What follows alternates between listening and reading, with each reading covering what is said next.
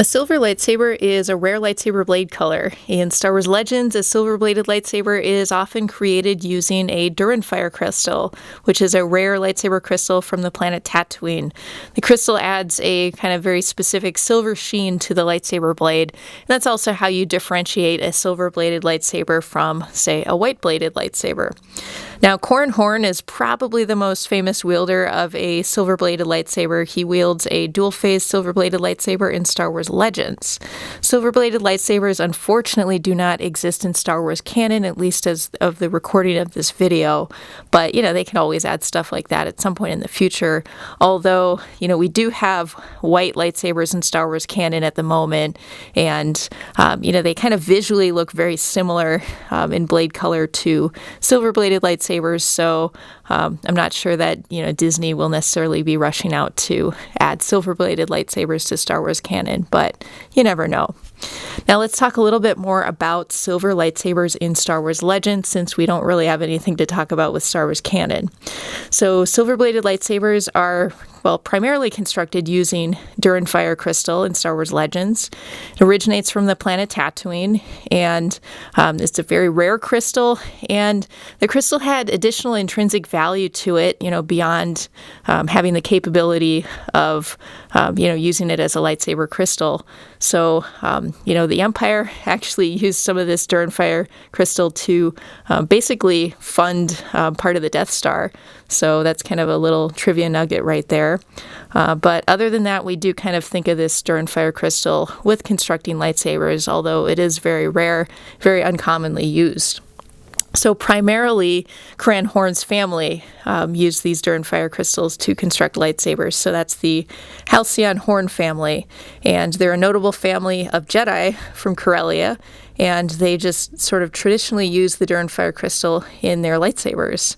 And one thing about this family is, they're a little bit different from the other Jedi. Okay, some people consider them to be gray Jedi because they follow some different customs and traditions than the Jedi Order.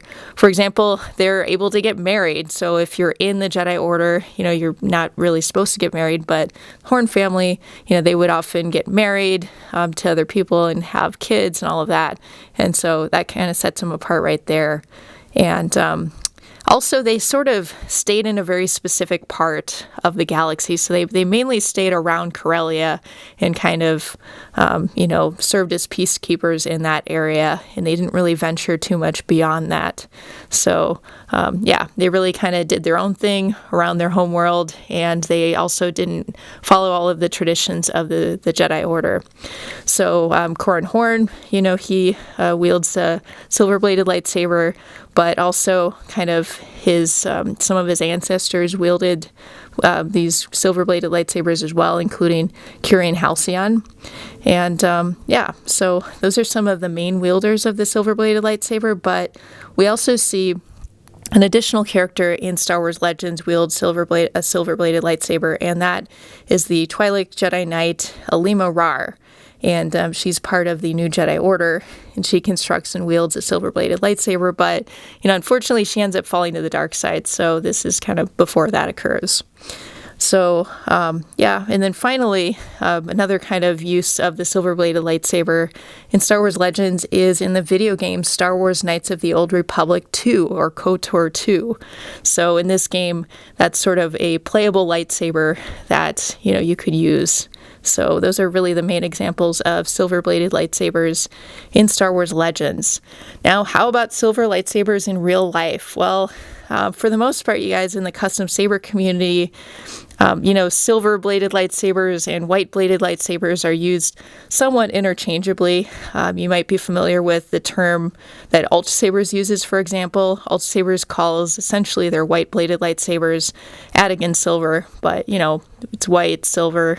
They're more or less the same. And finally, if we look at some silver lightsaber color theory, so a silver lightsaber blade, it may connote sort of a neutrality, which would make sense, especially with the Horn family and the Halcyon and Horn family using these lightsabers. They kind of didn't follow, the Jedi Order kind of rules and such in the same way as other Jedi. and so they have this kind of different blade color that they use.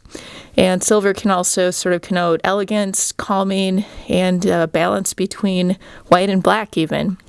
So, yeah, and then if we talk about the silver lightsaber wielders, so again, in Star Wars canon, as of the recording of this video, there are none, but in Star Wars Legends, we have some Halcyon and Horn family members primarily. We have Kyrian Halcyon, Nija Halcyon, don't know if that's how it's pronounced, and then Corran Horn, certainly. And then finally, we also have Alima Rar from the New Jedi Order, and then, players of the game, Knights of the Old Republic 2, could end up wielding a silver-bladed lightsaber as well. So this has just been a bit of a look at the silver-bladed lightsaber in Star Wars. It's part of Star Wars Legends. It's used primarily, as a lightsaber blade color of choice of the Horn family, the Halcyon family, but we see it a few other instances as well, and we don't have it in Star Wars canon yet, although you never know, that could change one day. So feel free to comment below. What do you think about silver-bladed lightsabers? How do you think it compares to white-bladed lightsabers? I'd love to hear from you.